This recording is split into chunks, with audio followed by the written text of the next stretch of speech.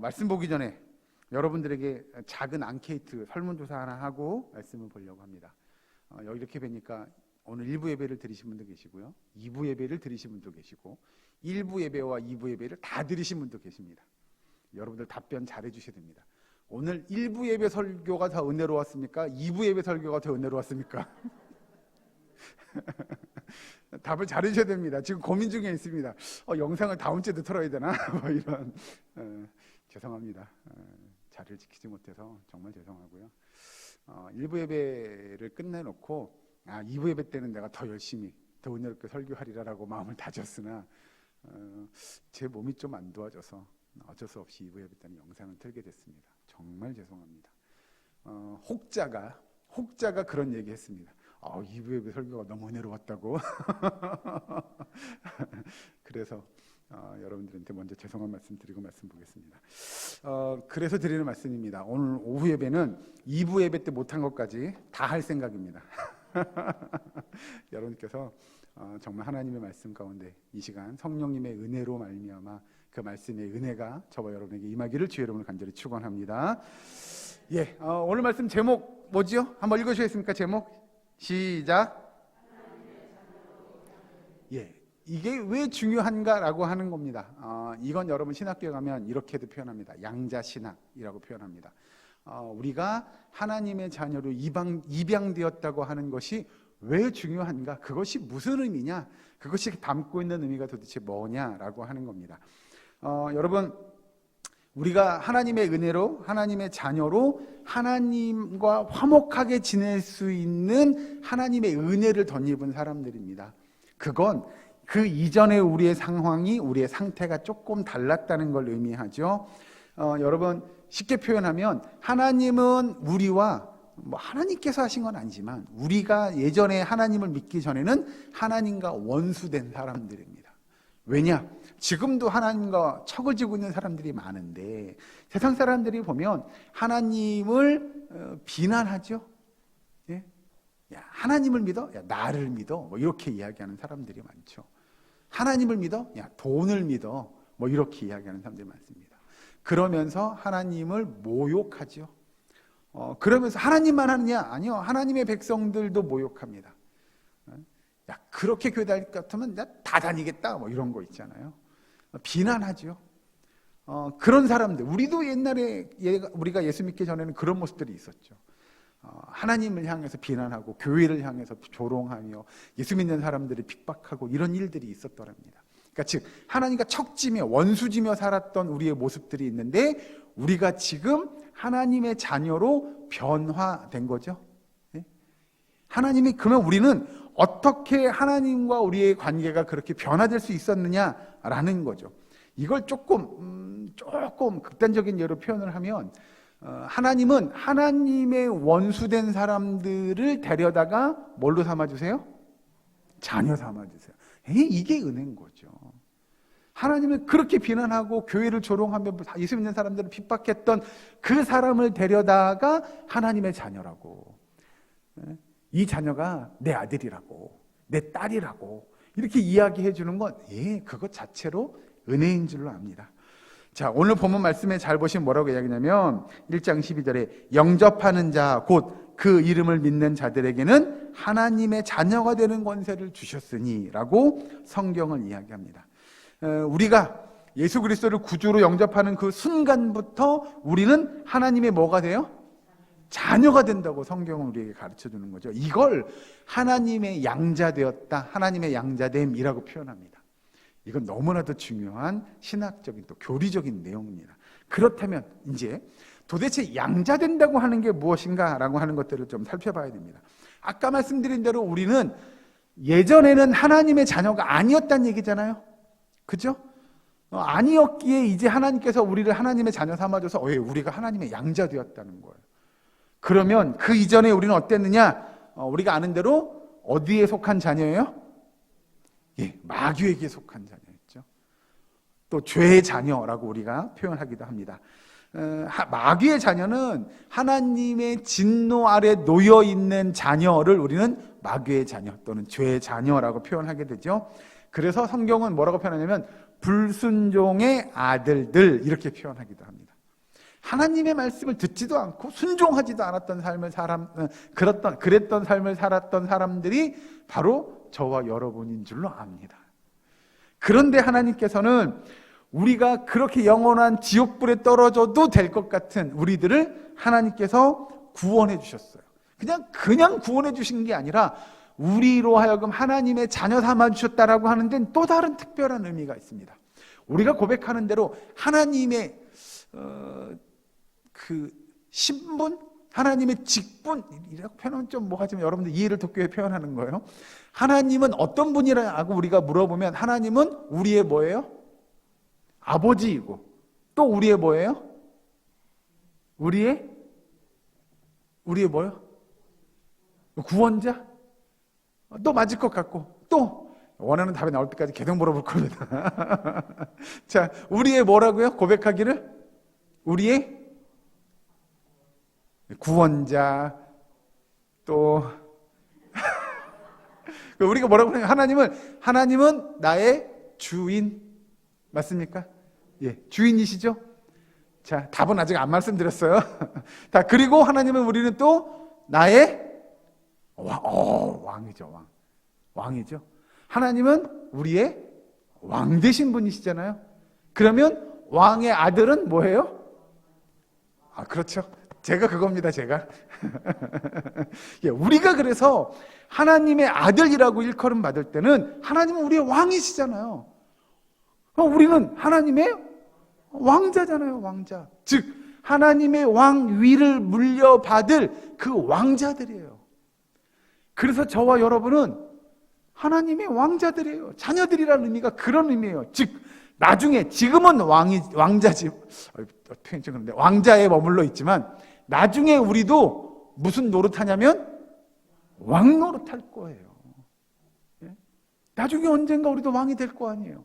그 하나님과 함께 세세무궁토록 하나님께서 우리가 하나님의 백성, 하나님의 자녀로서 살다가 언젠가 하나님의 자녀로서 하나님의 그 모든 것을 물려받을 그날, 세세무궁토록 왕 노릇할 그날이 있다라는 거죠.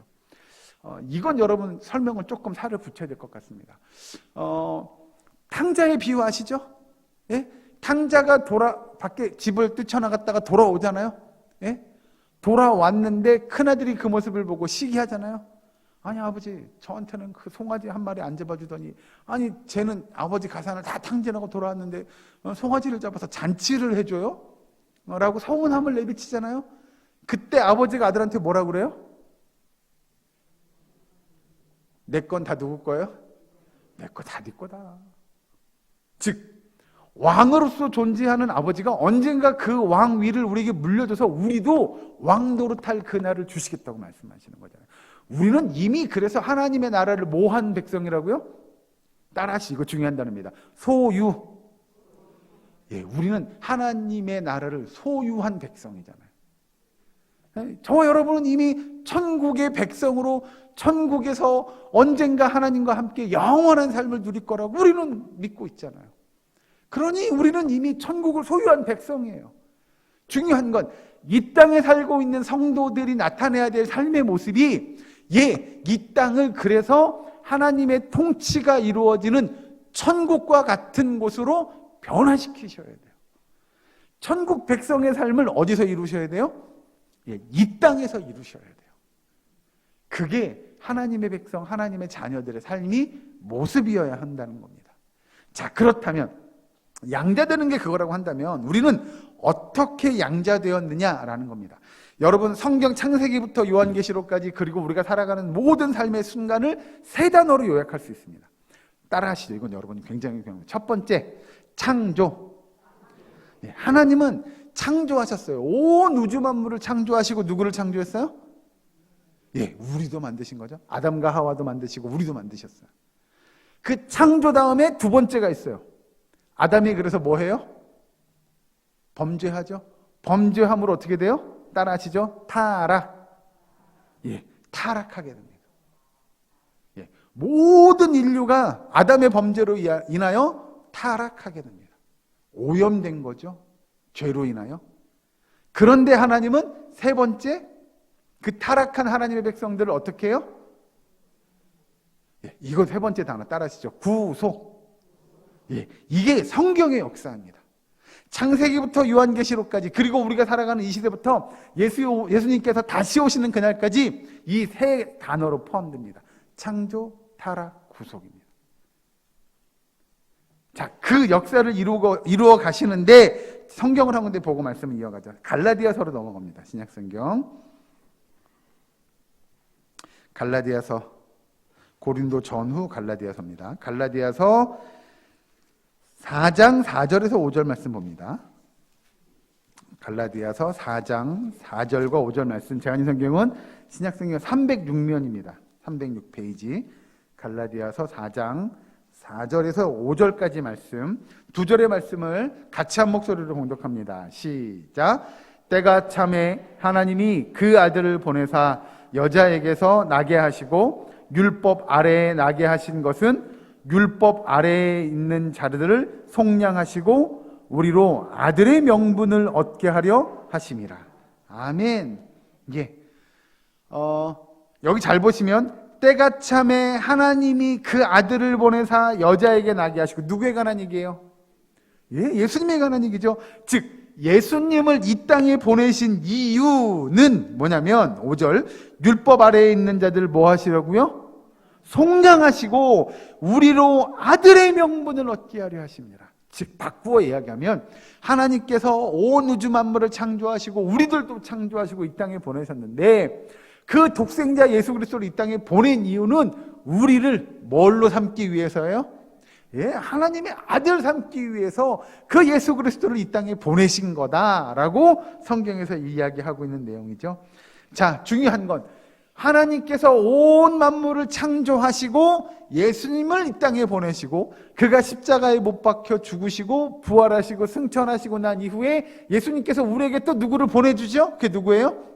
성령님. 그 성령님이 저와 여러분 안에서 오늘도 역사하시는 줄로 믿으시기 바랍니다. 그래서 여러분, 우리가 하나님의 자녀 되었다는 건 먼저 하나님이 역사하시고, 두 번째로 예수님이 역사하시고, 세 번째로 성령님의 역사하심이 있는 거예요. 그 역사하심을 통해서 우리가 하나님의 자녀로서의 삶을 살아가는 거죠. 그러니 우리가 하나님의 자녀 되었다, 예, 하나님께서 하신 일이에요 라고 이야기하기보다는 오히려 성부, 성자, 성령 이 세 분이 함께 하신 사역임을 고백하는 것이 좀 더 정확한 겁니다. 우리가 여러분 뭐 가끔 예배 드리거나 모임을 끝마칠 때 주기도문 하시잖아요. 주기도문 기억하십니까? 주기도문에서 하나님을 뭐라고 표현하는지, 하늘에 계신 우리 아버지요, 이렇게 이야기하죠. 예수님이 우리에게 하나님이 우리의 아버지 됨을 이야기하는 내용이죠. 그래서 우리가 하나님 앞에 담대히 나아갈 수 있는 건, 예수님도 우리에게 야, 이제 너희들도 하나님을 아버지라고 해도 돼. 그러면 이제 우리는 이거 족보가 약간 꼬이는 거 아니에요? 라는 거죠. 예수님도 하나님의 아들인데 우리도 하나님의 아들이야? 그럼 우리와 예수님은 뭐예요? 형제, 이렇게 되는 거 아니야? 라고 생각할 수 있으나 여러분, 그런 개념으로 보는 게 아니고, 하나님과 예수님은 우리가 얘기하죠, 동등하신 분, 신적인 권위가 동등하신 분이에요. 네? 아버지라고 하나님의 아들 독생자라고 이야기하나 신적인 동등한 권위를 인정해 주는 거죠. 나중에 천국 가서 예수님한테 형님 그러시면 좀 이게 어색해질 거예요, 분위기가. 그러니까 여러분, 이거 농담입니다. 아무튼 하나님께서 우리에게 그렇게 하나님의 아들 되기, 아들을 삼기 위하여 성부, 성자, 성령의 역사하심, 일하심이 있었다라는 거죠. 성경을 또 한 군데 찾아보고 말씀 이어갑니다. 요한복음으로 넘어갑니다. 앞으로 넘어가셔서 요한복음 20장 17절의 말씀을 보겠습니다. 신약성경 요한복음 20장 17절 한 절의 말씀도 같이 한번 읽어보시겠습니다. 신약성경 183면입니다. 요한복음 20장 17절 한 절의 말씀 같이 함께 봉독합니다. 시작.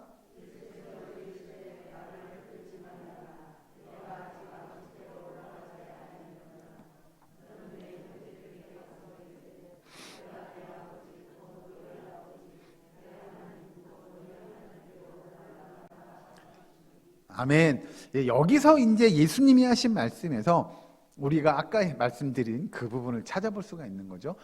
예수님도 하나님을 아버지라고 부르고 우리도 하나님을 아버지라고 불러서 우리와 예수님은 무슨 관계라고요? 무슨 관계라고요? 자, 다시 보시면 요한복음 20장 10절에 예수께서 이르시되 나를 붙들지 말라. 내가 아직 아버지께로 올라가지 아니하였노라. 너는 내 형제들에게 가서 이르되 내가 내 아버지 곧 너희 아버지 내 하나님 곧 너희 하나님께로 올라간다고 해라. 그러니 예수님도 우리를 일컬어서 뭐라고 표현해요? 형제. 너희와 나는 형제 관계야 라고 이야기하는 거죠. 그러니까 이제 예수님께서 인정해 주셨으나 그런 거 있잖아요. 아버지를 아버지라고 부르지 못하고 형을 형이라고 부르지 못하는 그런 관계가 될 수 있는 거죠. 농담입니다. 예수님께서도 우리로 하여금 예수님을 형제라고 칭해 주셨기에 우리도 예수님과 함께 그런 형제의 관계임을 알 수 있는 거죠. 그건 뭐냐? 우리가 정말 하나님의 자녀, 하나님의 아들, 딸 되었음을 성경은 이야기하고 있는 거죠. 자, 우리가 이 진리를 믿는 것은 뭐냐면 우리 안에 누가 역사하고 있다고요? 성령님이 역사하고 있어서 우리가 그걸 믿을 수 있는 거예요. 하나님이 계시고 예수님이 계시고 성령님이 계시고 그 세 분의 역사가 결국 우리로 하여금 하나님의 자녀 삼아주신 그 역사를 세 분이 역사를 이루어가고 일하심을 통하여 그래 우리가 하나님의 자녀 된 거잖아요. 그래서 우리는 하나님을 뭐라고 부르냐면 아버지라고 부를 수 있는 그 은혜의 영광을 누리게 된 거라고 성경은 이야기합니다. 자, 중요한 건 마지막으로 성령님이 우리 안에 내주하시는 가장 큰 중요한 목적이 뭐냐? 우리가 누구됨을 알아야 하느냐? 하나님의 백성, 하나님의 자녀됨을 깨달아야 돼요. 근데 그건 그런 거 있잖아요. 그래, 나 이제 하나님의 아들이야. 나 이제 하나님의 자녀야. 그러니 어떻게 살아도 돼요? 마음껏 살아도 돼. 나는 뭐예요? 왕자야. 이렇게 나가면 안 된다는 거예요. 그렇게 나가시면 안 돼요. 그런 거 있잖아요. 왕자면 뭐답게 살아야 돼요? 왕자답게 사셔야 돼요. 그죠? 네? 왕이니까 내 마음대로 살 거야가 아니고요. 왕자답게 사셔야 돼요. 좀 표현을 바꿀게요. 우리가 하나님의 자녀라고 한다면 누구답게 살아야 돼요? 하나님의 자녀답게 사셔야 돼요. 하나님의 자녀가 됐는데 하나님의 자녀답게 살지 못해요? 그럼 내 안에 아직 뭐가 없어요? 성령의 역사가 없는 거예요. 성령님이 함께 하시지 않는 것과 똑같은 겁니다. 그래서 하나님의 자녀라고 한다면 하나님의 자녀답게 사셔야 돼요. 그 다음에 보면 이제 그 다음에 그러면 우리가 하나님의 자녀가 됐어요. 양자가 됐다는 이야기죠. 그 결과는 도대체 어떻게 될 거냐? 아까 읽은 갈라디아서 쪽에 한 자를 더 봅니다. 갈라디아서 4장 7절 말씀 한 번 더 보고 오시죠. 자, 갈라디아서 4장 7절 말씀.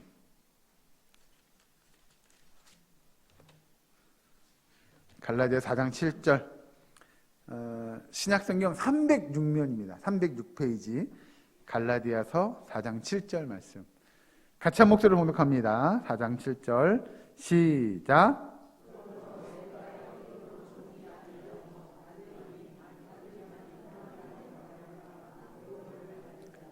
아멘. 우리가 하나님의 자녀로서의 받는 축복은 뭐라고 성경이 이야기하냐면 아들이면 하나님으로 말미암아 뭘 받는다고요? 유업을 받는다고요. 간단히 정리하면 그겁니다. 하나님의 자녀 됐으니까 뭔가 받을 게 있다는 거죠. 근데 그 받을 걸 성경은 유업이라고 이야기해요. 그러면 유업은 도대체 무엇일까요? 이걸 이해하기 전에 먼저 우리가 하나님과의 관계를 좀 생각해 봐야 됩니다. 우리가 하나님의 자녀로 이해하기 전에 이전에 우리가 하나님을 생각하면 하나님은 우리의 뭐였다고요? 아까 단어 표현하신 중에 하나님은 우리의 이것이라고 이야기할 때 제가 말씀드렸어요. 하나님은 우리의 뭐예요? 주인이죠. 주인. 그럼 하나님의 주인이면 우리는 뭐예요? 그렇죠? 종이죠, 종. 주종 관계잖아요.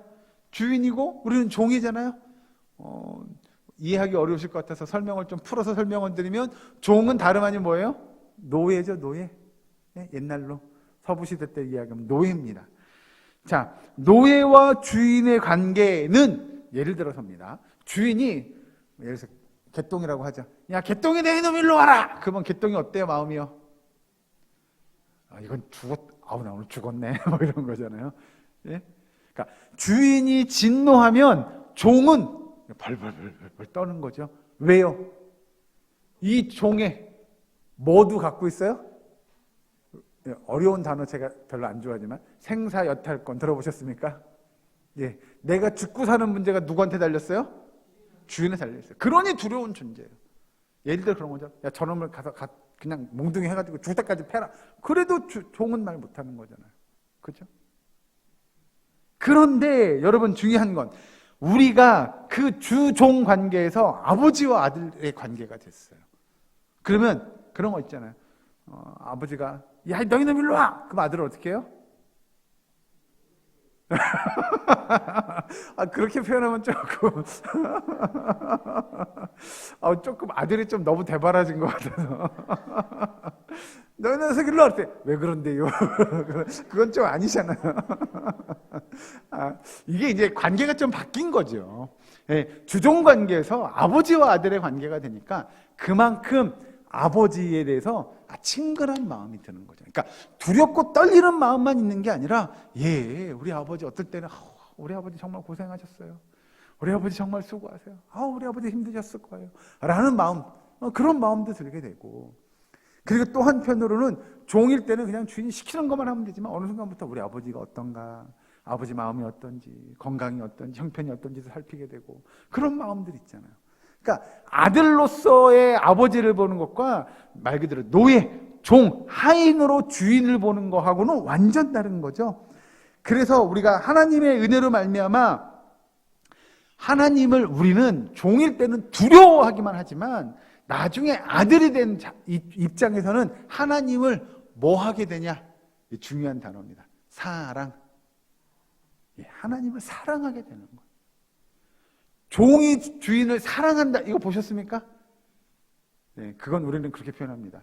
넘지 말아야 선을 넘었다고. 네, 종이 어떻게 주인을 사랑해요? 말도 안 되잖아요. 그러나 하나님의 아들 된 우리는 우리의 아버지 된 하나님을 뭐 할 수 있어요? 사랑할 수 있게 된 거예요. 그게 가장 큰 거죠. 그냥 발발발발 떨면서 주인의 명령만 듣고 내가 나 저거 안 하면 죽을지도 몰라, 또 매 맞을지 몰라, 혼날지 몰라가 아니고요. 하나님과 사랑의 관계를 맺을 수 있는 거죠. 그래서 하나님은 그런 하나님의 백성들이 하나님의 자녀들이 하나님을 사랑하게 되면 하나님은 어떻게 해요? 여러분, 우리 이런 거 하나 머릿속에 떠올리시면 좋을 것 같아요. 우리 자녀가 예를 들어서 아빠든 엄마든 품에 팍 안기면서 아빠, 엄마 사랑해요 막 이렇게 이야기했어요. 그럼 여러분 어떤 마음 드세요? 별로 마음이 안 드시나 보죠? 그럼요, 사랑의 마음이 들죠. 그래서 우리는 다음날 아침에 눈 뜨면 또 뭐 해요? 자, 우리 장로님들, 우리 집사님들, 남자 집사님들, 다음날 아침에 눈 뜨면 뭐 하세요? 뭐 하신다고요? 알러요? 그런 은혜가 저희 집에도 있어야 되는데. 우리 보통 그러죠, 남자들이.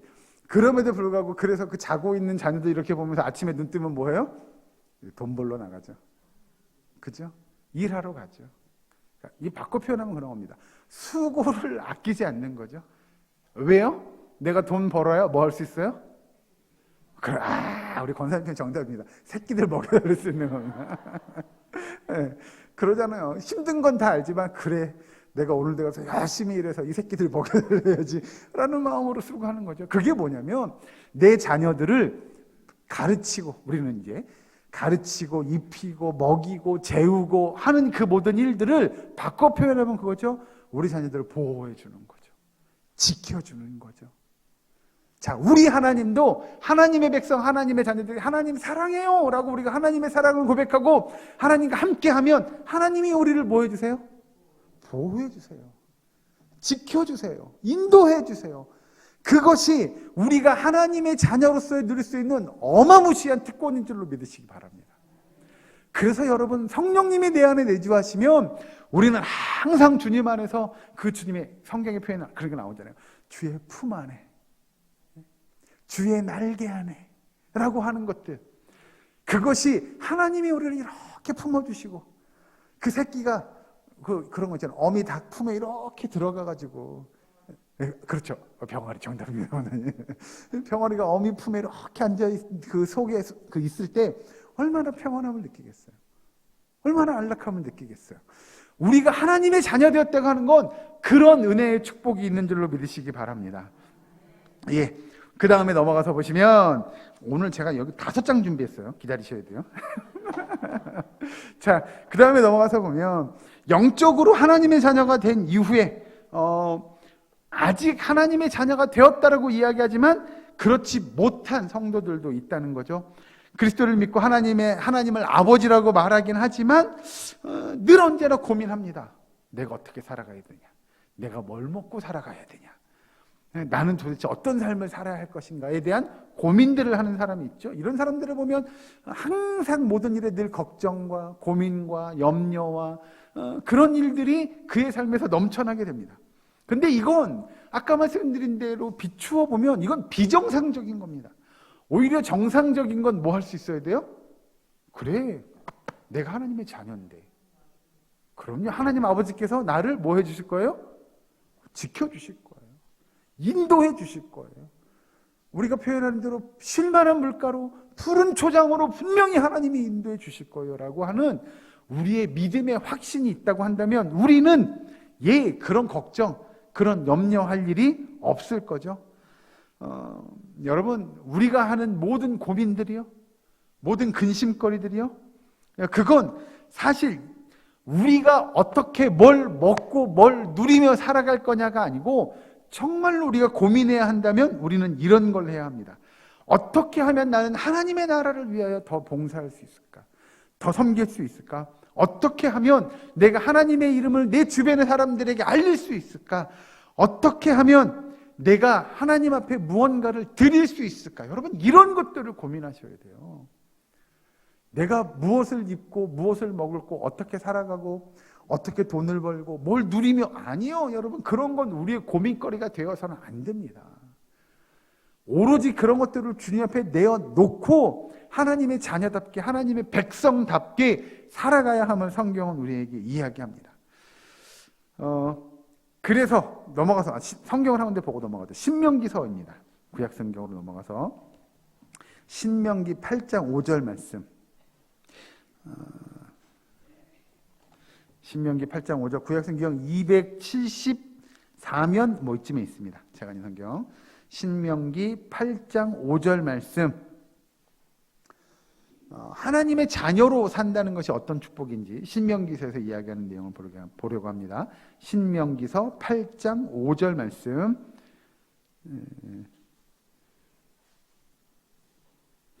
구약성경 274면 같이 읽습니다. 시작. 너는 사람이 그 아들을 징계함같이 내 하나님 여호와께서 너를 징계하시는 줄 마음에 생각하고.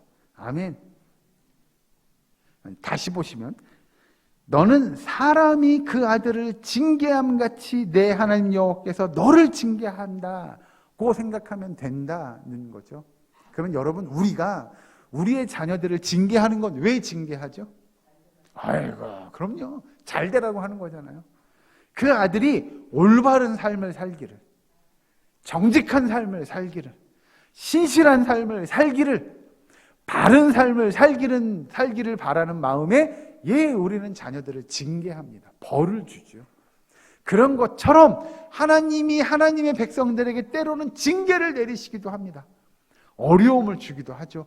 힘든 시간들을 겪게 하기도 하십니다. 그런데 그 모든 건 너 죽어봐, 가만 안 둘 거야가 아니고, 그 자녀가 야, 너 그렇게 가면 안 돼. 이쪽으로 와야 돼. 아, 그래, 글로 가면 안 돼. 이쪽으로 와야 돼. 그래, 네가 가야 할 길은 이 길이야 라고 보여주는 거죠. 그래서 하나님의 백성들은 때로는 걱정하고 근심하기도 합니다. 그러나 걱정하거나 근심하지 말라고, 그래서 성경은 우리에게 항상 뭐 하라고요? 기뻐하라. 쉬지 말고 기도하라. 범사에 감사하라. 라고 이야기하는 이유가 있는 거예요. 예, 걱정해서 해결된 문제가 하나도 없다고. 그 모든 문제를 주님 앞에 내어 맡기라고 성경은 이야기하는 거죠. 마지막 보시면 하나님을 아버지로 모시고 살면 우리의 생활을 보호해 주시고 우리의 삶을 책임져 주시기도 하지만 오늘 말씀처럼 때로는 벌을 주기도 한다는 사실을 잊지 않으셨으면 좋겠습니다. 거꾸로 설명해 보면 그런 겁니다. 우리가 하나님 앞에 벌을 받아요? 다름 아닌 그건 우리가 하나님의 자녀라고 하는 또 하나의 증거일 수 있습니다. 왜냐하면 하나님의 자녀가 아니라고 한다면 하나님은 우리에게 그런 징계를 하지 않으시기 때문에 그렇죠. 이걸 여러분 예를 들어 드리려고 좀 설명을 드리면 그런 겁니다. 아니 예수 안 믿는 사람들이 어쩌면 저렇게 잘 살 수가 있죠? 어떻게 저렇게 잘 나가죠? 도대체 이유가 뭐예요? 예수 믿는 사람이 잘 살아야 되는 거 아니에요? 라고 할지 모르나 그 사람들은 그럼에도 불구하고 뭐 받은 사람이냐? 버림받은 사람입니다. 제가 언젠가 여러분한테 선택과 유기라는 내용을 말씀드렸습니다. 어떤 사람은 선택받았는데 어떤 사람은 버림받은 사람들이 있더라는 거죠. 버림받은 사람들은 하나님께서 뭐 하지 않으세요? 징계하지 않으셔요. 그 이야기인 즉슨 바꿔 얘기하면 그들에게 뭐도 없어요? 관심조차 없어요. 어떻게 살든 잘 살든 못 살든 징계나 벌을 내릴 이유도 없는 거죠. 그런데 하나님은 우리에게 징계를 내리세요. 그건 우리가 잘 되기를 바라는 하나님의 마음이 있다는 겁니다. 성경을 한 군데만 더 찾아보고 말씀을 마치겠습니다. 로마서로 넘어갑니다. 신약성경 로마서 8장 17절입니다. 신약성경 로마서 8장 17절 말씀. 제가 이 성경은 신약성경 249면입니다. 17절입니다. 1부 예배 때 성경을 잘못 찾아가지고 잘못 읽어서 2부 예배 때는 잘 읽으려고 했으나 그것까지 고스란히 영상에 나갔다고. 자, 로마서 8장 17절 말씀 같이 봉독합니다. 시작. 이제는 그것을 행하는 자가 내가 아니요 내 속에 거하는 뭐라고요? 7장. 또 잘못. 죄송합니다. 8장 17절 죄송합니다. 같이 했습니다. 시작. 자녀이면 또한 상속자 곧 하나님의 상속자요 그리스도와 함께한 상속자니 우리가 그와 함께 영광을 받기 위하여 고난도 함께 받아야 할 것이니라. 아멘. 여러분 그래서 우리가 하나님의 자녀 또 하나님의 왕의 그 왕위를 물려받을 하나님의 자녀라고 한다면 이 땅에 살아가면서 어떤 부분은 정말 고난도 받을 수 있는 그런 저와 여러분이기를 주 이름으로 축원합니다. 그것이 벌이 아닙니다. 사실은 그것이 은혜이고 그것이 사랑입니다. 그래서 성도는 우리의 과거를 잊으셔도 됩니다. 그 이전에 내가 정말 하나님의 자녀 되기 이전에 어떤 삶을 살았는지 잊으셔도 됩니다. 하나님은 그래서 우리에게 성경에 뭐라고 얘기하냐면 그걸 기억하지 않는다고 말씀하셨습니다. 모른다는 게 아닙니다. 알고 계십니다. 그러나 기억하지 않겠다고. 우리에게 그걸 야 너 왜 옛날에 그런 삶 살았어? 라고 따져 묻지 않겠다고 성경은 이야기합니다. 그래서 성경은 우리에게 또 하나를 이야기합니다. 우리에게 우리의 뜻을 구하지 말 것을 이야기합니다. 그래서 예수님도 그런 기도하셨죠? 나의 원대로 하지 마시고 아버지의 뜻대로 되기를 원합니다. 라고 기도했던 것처럼 여러분 우리의 삶 속에서도 우리가 원하는 것이 아닌 정말 하나님이 원하는 일, 그 일들을 감당할 수 있는 저와 여러분 되기를 주의 이름으로 축원합니다. 그래서 결론입니다. 그래서 여기 모인 우리 예사랑교회 모든 공동체뿐만 아니라 이 땅에 하나님을 믿는 모든 하나님의 백성, 하나님의 자녀들은 모두가 다 주 안에 한 가족인 줄로 믿으시기 바랍니다. 그래서 한 가족이고 한 몸이기에 서로 사랑하셔야 됩니다. 그 사랑을 실천하셔야 됩니다. 서로 돕고 위로하고 권면하고 그 사랑의 고백을 끊임없이 이어주고 받고 함께 위로를 건넬 수 있는 그런 우리의 사랑교회 모든 권속될 수 있기를 주의 이름으로 간절히 축원합니다. 기도하겠습니다. 사랑과 은혜 하나님 감사합니다. 아버지, 우리가 주님의 자녀됨을 알기를 원합니다.